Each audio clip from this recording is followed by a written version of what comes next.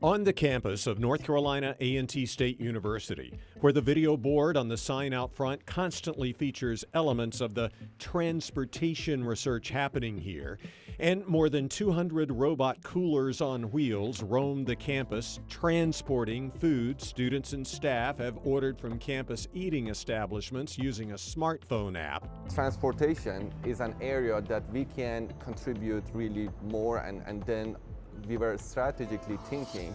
Robot coolers that will undoubtedly interrupt any interview you try to do on a sidewalk. And I've got to stop you here because this is this is a perfect example of automation. This is the world of Dr. Ali Karamadini. Why do we need self-driving vehicles? I think technology and self-driving cars letting you to do your job, do your surfing internet, Yes. answer emails, take your time the way that you want, and let the car to drive, and that's increases safety. So safety is a big driving force. There are so many, let's say, disabled people, elderly people, and so on. They're gonna also be assisted with the technology, and they Absolutely. can be effective members of the community. They can travel by themselves using the autonomous car, and so on. So that's another drive. And this Aggie Auto illustrates how far the technology's come, using multiple cameras mounted on the roof, a radar panel on the front bumper, and a LiDAR, or light detecting and ranging sensor, on the very top.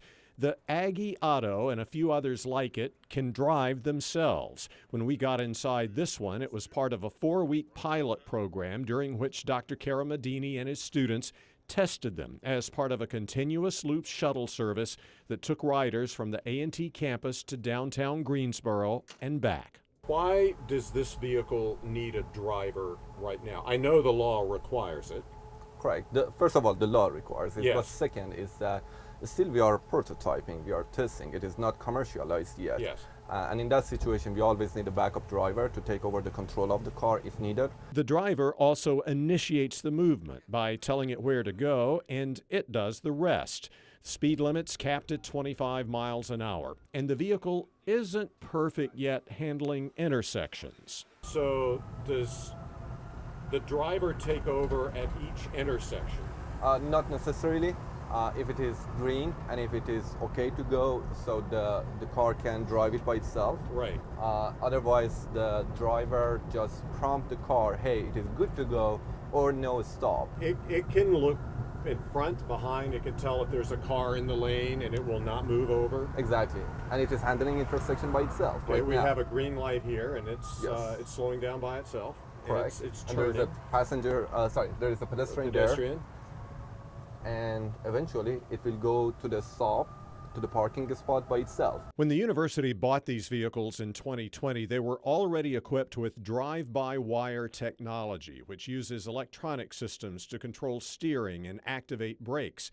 Dr. Karamadini's team then added the software to make them autonomous and used this 2-mile track at the university's Gateway Research Park to test them. A key part of this work is to advance the technology to a point a driver won't have to be on standby to take over if needed, and to avoid accidents like what happened here in eastern North Carolina in 2022 when a Tesla on autopilot crashed into a law enforcement cruiser while the driver watched a movie. I take it that's an example. We're not quite there yet in terms of where you want to be with autonomous vehicles. Am I in the ballpark there? That is correct. We are not there yet, but Yeah. we will be. And that means one day we'll be able to use our phones to order one of these vehicles to pick us up and take us where we want to go. Yeah. You already saw that a robot brought us food, Yes. right? So that can be scaled up to autonomous car. But also you can imagine thinking a little bit even going further, and you can think of, you may not even need to have a car.